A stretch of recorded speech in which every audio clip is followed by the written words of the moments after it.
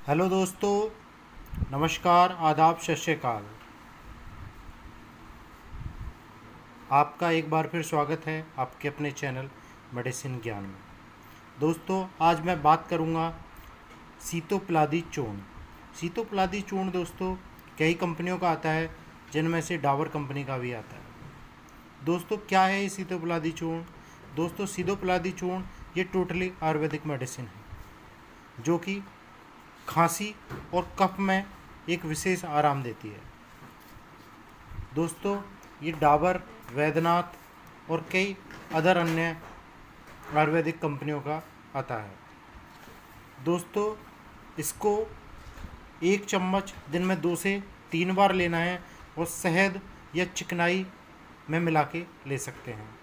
दोस्तों, जहाँ भी गले में कुछ अटकन सी महसूस होती है या सोने से पहले या सोने के बाद में सोते समय खांसी जो लगती है, उसमें इसका ज़बरदस्त आराम है। दोस्तों, अगर आपकी खांसी ऐसी हो गई है जो पुरानी हो गई है, नहीं जा पा रही है, उसमें रामबाण औषधि है।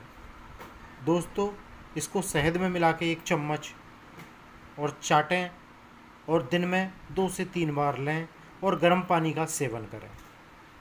दोस्तों, ये डाबर कंपनी का सीतोपलादी चूर्ण है और इसकी जो एमआरपी है दोस्तों, वो 143 रुपीज़ है।